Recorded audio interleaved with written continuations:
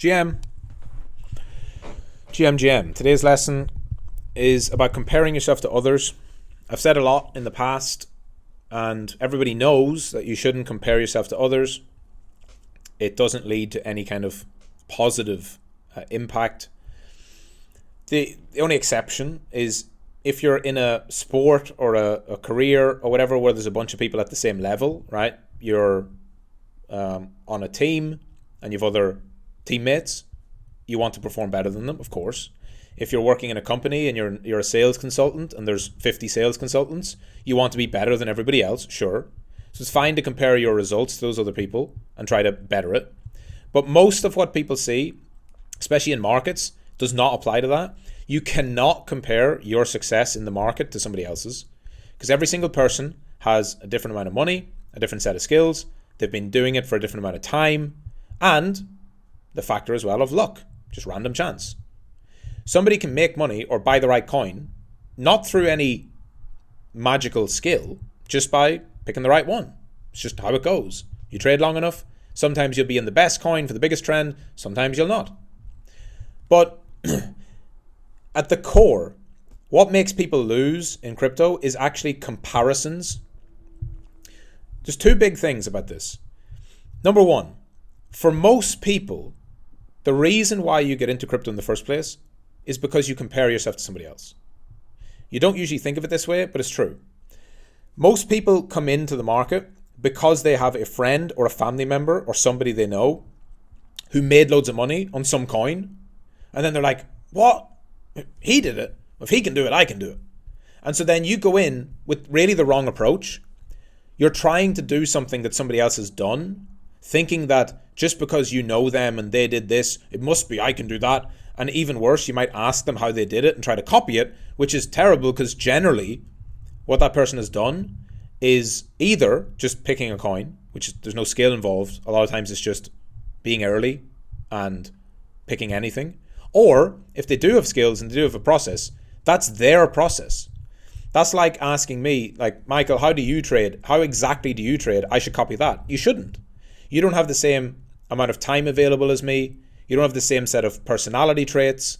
Everybody's different. Some people are better at low time frame. Some people are better at mid. Some people are better at high time frame. Some people are better on altcoins versus Bitcoin, maybe even trading other assets. Everyone is unique and individual. So you come into crypto for the wrong reason, comparison to others. And then when you're in, you compare yourself to others again, because what happens? Market goes up, you're not holding anything, or maybe you're holding just Bitcoin, and you see all over Twitter or in the chats or in the wins channel, people are holding altcoins and they've gone up loads and they made loads of money. You're like, that should be me. Why am I holding this stupid Bitcoin? I should be holding this coin. No, you shouldn't. Because again, you don't know the context. You don't know why they bought it. You don't know when they bought it. You don't know their process, if they even had one. And you're comparing somebody's past result to your imaginary result and thinking that you can then project that into the future. Just because you see on Twitter that somebody got 10x on a meme coin does not mean you should buy that meme coin. Definitely not, right? Because it's probably at the top if they're posting a big win and it's already 10x'd. And it doesn't mean that you should then, what I need to do is find 10x's on meme coins. No, you don't. The way you find 10x's on meme coins is not by looking for 10x's, it's by having a process to enter trades, to manage your risk, and then sometimes they'll go 10x. Other times they'll go up 50%. Other times they'll go up 2x. Sometimes they'll lose. So but if you want to copy anything, copy someone's approach if it is aligned with what you want to do. So you come into my campus, you go to my boot camp, I tell you the exact approach a trader should take, white belt, blue belt, purple belt, and you copy that approach. You don't copy the coin, you don't copy the amount of money that's made, you copy the process. Just like in any business, successful people in business generally have a mentor. That's somebody who takes them under their wing at the start of their career and shows them the ropes. And they're like, I've made millions of dollars in business. Here's how you can make millions of dollars too. Here's my process. Here's my system. These are the things I look for if I'm selecting products, hiring people, sales, marketing, etc. And they take the blueprint and they improve on it. What they don't do is say, okay, Elon Musk, you're mentoring me. oh, so what I need to do is I need to start an electric vehicle company and I need to start a space exploration company.